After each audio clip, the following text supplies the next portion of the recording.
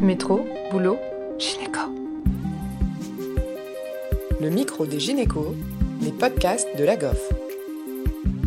Chers auditeurs, bonjour et bienvenue sur la chaîne podcast de la GOF avec Léa qui reçoit le docteur Gabriel Carle pour la seconde partie de l'épisode consacré à la syphilis. Le docteur Carle est gynécologue obstétricien, récemment retraité, ayant consacré l'ensemble de sa carrière au centre hospitalier de l'Ouest guyanais Franck Joly, à Saint-Laurent-du-Maroni, en Guyane, et nous le remercions d'être à nouveau avec nous aujourd'hui. Si vous n'avez pas encore eu l'occasion d'écouter la première partie de cet épisode, je vous laisse le lien en description. Bonjour Dr Carle, on se retrouve sur les ondes du micro des gynécos pour un second épisode sur la syphilis pendant la grossesse. Je rappelle que le premier épisode avait abordé l'épidémiologie et le diagnostic sérologique. Cette fois-ci, nous souhaiterions aborder le diagnostic clinique et la prise en charge. Est-ce que tout d'abord, vous pouvez nous rappeler les différentes phases de la maladie ? Oui, donc sur le plan clinique, on sait que la maladie classiquement évolue en 3 stades, primaire, secondaire et tertiaire. Actuellement, on préfère regrouper en 2 catégories. Le syphilis précoce, qui va regrouper les formes primaires et les formes secondaires de moins d'1 an. Et les syphilis tardives, qui vont regrouper les formes latentes de plus d'1 an et les formes tertiaires. Donc, pour en revenir au stade le plus précoce, primaire, on sait qu'il y a une incubation de 3 semaines après le contact sexuel contaminant. Et cette syphilis primaire débutante se manifeste avant tout par le chancre.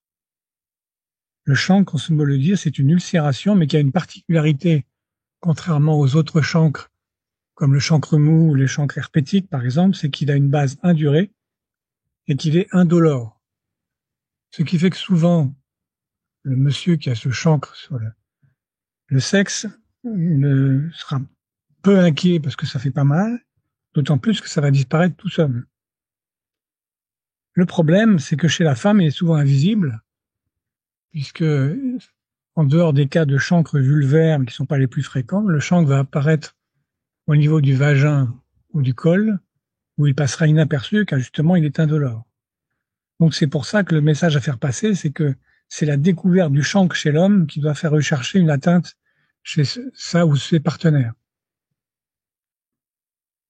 Donc, comme on l'a dit, ce chancre a tendance à disparaître tout seul, et on va atteindre 4 à 6 semaines plus tard le stade de syphilis dite secondaire. Et alors là, on pourrait en parler pendant 1 heure.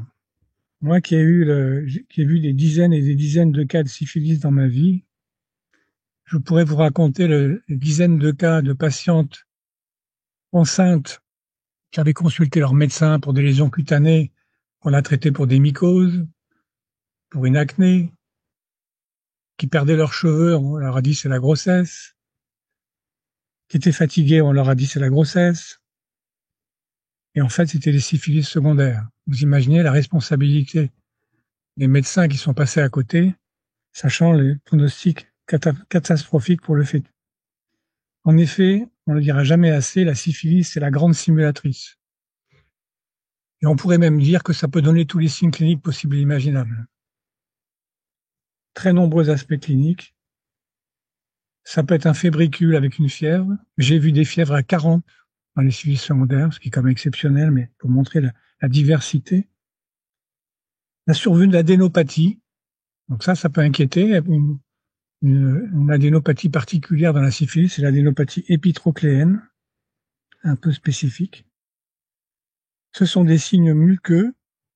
Ce sont des plaques linguales, donc des plaques dépapillées sur la langue, indolores. Ça peut être une perlèche. Donc là, on pense à une mycose buccale, linguale. Ça peut être une alopécie. Donc ça arrive assez souvent que les femmes enceintes perdent leurs cheveux pendant la grossesse. Alors on peut penser à une hypothyroïdie, à la grossesse, mais on ne pense pas assez souvent à la syphilis. Et puis les signes cutanés. Alors là aussi, beaucoup de signes cutanés possibles. Ça va de l'exanthème roséoliforme, de ce qu'on appelle les éruptions les plus précoces, donc avec un exanthème qui n'a rien de spécifique, qu'on peut voir dans d'autres maladies comme la rubéole, comme la dengue qui sévit chez nous en Guyane ou d'autres maladies de ce type. Et puis une éruption dite deuxième intention, ce sont les syphilides qu'on peut voir au niveau du tronc, au niveau des paumes des mains et des pieds, ce qu'on appelle un collier de Vénus. En fait, ce sont des papules un petit peu excoriées qui peuvent évoquer en effet tout un tas de pathologies de type acné, de type folliculite, etc. Et si on ne pense pas à la syphilis, on passe à côté de quelque chose de grave. Donc en fait, il faut dire et répéter, il faut évoquer la syphilis devant tous les signes cutanés qui font pas leur preuve. Il faut toujours l'avoir derrière la tête pour éviter de passer à côté parce que ça peut être gravissime pendant la grossesse. À noter que sur le plan biologique, c'est une maladie systémique, on va voir une augmentation de la CRP et très souvent une hépatite avec une augmentation des transaminales. Donc encore une fois, si autrefois nos anciens étaient obsédés par la syphilis, nous on l'a un petit peu oublié et malheureusement trop souvent le diagnostic est fait tardivement, ce qui est gravissime pendant la grossesse. Quant aux signes échographiques de la syphilis congénitale, donc là on peut retrouver beaucoup de signes à des degrés divers, des signes qui évoquent une infection, comme une placentomégalie, une hépatomégalie, un intestin hyperéchogène, un PAG, un hydramnios, et à un stade plus avancé, une ascite, un anasarque, voire une mort fœtale in utero. Le diagnostic peut être posé par une PCR dans le liquide amniotique. Et ce qui est important à savoir, c'est que la présence de signes échographiques va signer les formes graves, mais que l'absence de signes ne signifie pas l'absence de contamination fœtale. Il peut y avoir des syphilis congénitales prouvées sans aucun signe échographique. Et grande particularité de cette maladie, parce que c'est assez rare, c'est qu'en cas de traitement précoce, on pourra faire régresser les signes échographiques, et j'en ai vu plusieurs fois, et guérir le fœtus. Donc c'est assez exceptionnel de voir qu'on peut guérir une fœtopathie. Chez l'enfant contaminé, par contre, là aussi, les signes cliniques sont très variés. À la naissance, ça peut être une hépatomégalie, un ictère, des lésions cutanées, une ostéochondrite. Mais le génie malsain de cette maladie fait qu'elle peut passer totalement inaperçue pendant les premières années de la vie et apparaître après 2 ans, ce qu'on appelle la syphilis congénitale tardive, avec des déformations faciales, des lésions osseuses et dentaires sur lesquelles je ne m'étendrai pas. Voilà, donc la grande simulatrice, y penser toujours. Effectivement, ce sont des signes qui paraissent pas spécifiques et qui peuvent être trompeurs si on n'est pas vigilant ou si on n'est pas juste sensibilisé à cette recrudescence de syphilis au niveau mondial. Et donc la prise en charge, une fois que le diagnostic est posé, est-ce que vous pouvez nous rappeler le traitement ? Oui, alors le traitement, je rappelle que c'est une maladie à traitement obligatoire. Ça date de lois très anciennes, ce qui veut dire qu'on peut appeler les gendarmes pour saisir la personne pour l'obligation de traitement. Je passe. Donc le traitement, il repose sur la pénicilline. Vous savez qu'il repose surtout dans sa forme retard, donc l'extensiline. Ce sont des flacons avec 2,4 millions d'unités. Et on propose dans les formes précoces, c'est-à-dire de moins d'1 an, 2 injections intramusculaires à 1 semaine d'intervalle, dans lequel on va mélanger de la xylocaïne, parce que c'est une injection qui fait extrêmement mal. C'est d'ailleurs pour ça que les patientes s'en souviennent souvent et ça peut servir de marqueur. Et dans les formes tardives, ça sera à ce moment-là 3 injections de 2,4 millions à 1 semaine d'intervalle. Et alors là aussi, je voudrais insister sur une chose qu'on a oubliée, parce que pendant des années, on n'en voyait plus. C'est la gravité potentielle de la réaction d'Alzheimer ou de Jewish-Alzheimer.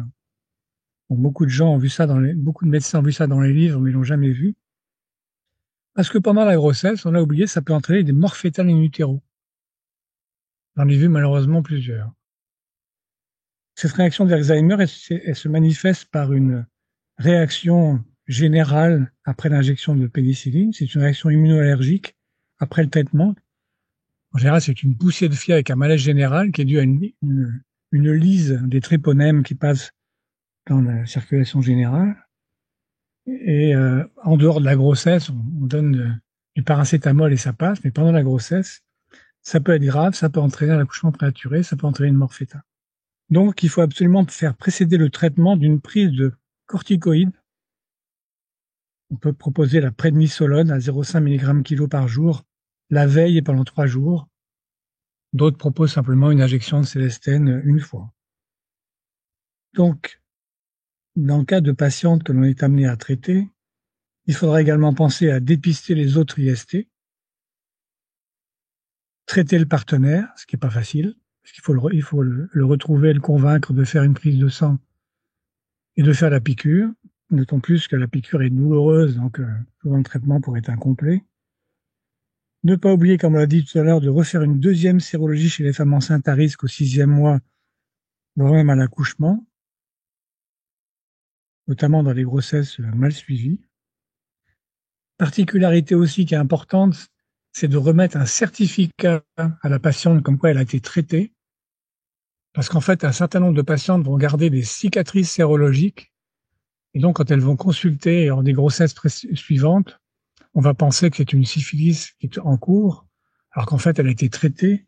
Et donc, si la patiente a un certificat avec les résultats de ses bilans et de traitement affirmant qu'elle a été traitée, ça évitera de faire des traitements itératifs inutiles. En cours de grossesse, il faut bien entendu surveiller la vitalité fœtale, éventuellement l'adresser à un échographiste référent pour voir s'il y a des signes particuliers chez le fœtus. Et on pourra faire une surveillance sérologique, c'est-à-dire observer la décroissance du VDRL-RPR après traitement, mais qui, si le traitement n'a pas été très précoce, pourra rester positif éternellement. Et le rythme de cette surveillance et l'intérêt, est-ce que vous pouvez nous le rappeler? Oui, l'idéal, ça serait de le faire à 3 mois et à 6 mois. On peut le faire de façon plus rapprochée, mais si on est sûr que la patiente a été traitée, c'est pas très important. Le principal, c'est le traitement. Actuellement, on a la chance, il n'y a aucun tryponème quasiment, sauf cas particulier, qui résiste à la syphilis. Et donc, on est sûr que, si le traitement a été bien conduit, que la patiente va guérir. À la pénicilline, c'est ça? À la pénicilline. Alors, en cas d'allergie à la pénicilline, ouais, c'est plus compliqué parce que on recommande la ceftriaxone sans savoir si passer à la dose de 1 gramme par jour pendant 7 jours. Et en dehors de la grossesse, ça peut être la doxycycline. On n'est pas sûr du tout que ces traitements soient aussi efficaces que la pénicilline. Et à la naissance, est-ce qu'il y a quelque chose, est-ce qu'on fait une analyse du placenta? Oui, j'en ai pas parlé. À l'accouchement, bien entendu, il faudra on peut en effet faire une analyse du placenta. Donc là, également, Dieu sait si autrefois il y avait beaucoup de publications sur les placentas de la syphilis, mais actuellement nos allopathes ont quasiment oublié tout ça. J'ai dû sensibiliser un de nos allopathes pour nos cas de syphilis, pour qu'il recherche spécifiquement des signes au niveau du placenta. Mais en effet, c'est une bonne idée. Et également, donc, on va faire des prélèvements à l'enfant pour voir s'il est contaminé. Notamment, on va faire des IgM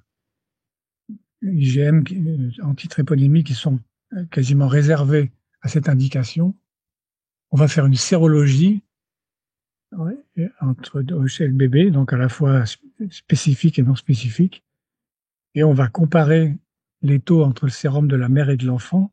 Si les taux sont identiques, on peut penser que ce sont les anticorps de la mère. Si jamais le taux est plus élevé chez l'enfant, on peut penser qu'il a été contaminé, qu'il fait une vraie syphilis congénitale évolutive, et on va le traiter par la pénicilline en conséquence. Donc, d'une façon générale, donc en cas de syphilis pendant la grossesse, il est évident que le bébé devrait être vu, voire hospitalisé en néonatologie afin de faire tous les bilans qui peuvent, en fonction des cas, je peux pas tout détailler, mais faire des radios osseuses parce qu'il peut y avoir des lésions osseuses, faire une ponction lombaire pour analyser le liquide céphalorachidien, et ainsi de suite. Ok, donc on rappelle à la naissance, anapathe du placenta, sérologie au cordon et traitement du nouveau-né en fonction des constatations. Sérologique de l'enfant, s'il a été traité ou non. Ok, merci de ces précisions. Et concernant l'allaitement, est-ce que c'est possible Oui, alors, d'allaiter? une bonne chose, il y a pas de contamination du nouveau-né par le lait maternel chez une patiente qui a une syphilis active. Donc ça, c'est une bonne chose. On n'a jamais mis en évidence de contamination par le lait et on ne retrouve pas de tripolène dans le lait maternel. Donc ça, c'est important à savoir. Mais attention, parce que la patiente, en cas de syphilis secondaire floride, elle peut avoir des lésions muqueuses au niveau de la langue, de la bouche, des lésions cutanées, et en faisant des bisous à son nouveau-né, on peut le contaminer s'il y a ces lésions cutanées. Donc, attention à cette contamination en dehors de l'allaitement, en postpartum. Merci beaucoup pour ces précisions. Quel message de prévention vous donnez à vos patientes? Concernant la prévention, c'est comme pour toutes les IST, seul le préservatif va empêcher la contamination lors de rapports sexuels. Mais comme je disais précédemment, donc la possibilité de contamination par des lésions muqueuses, orales ou cutanées fait que c'est une voie de contamination qui est pas négligeable. Et donc, il faudra s'en méfier.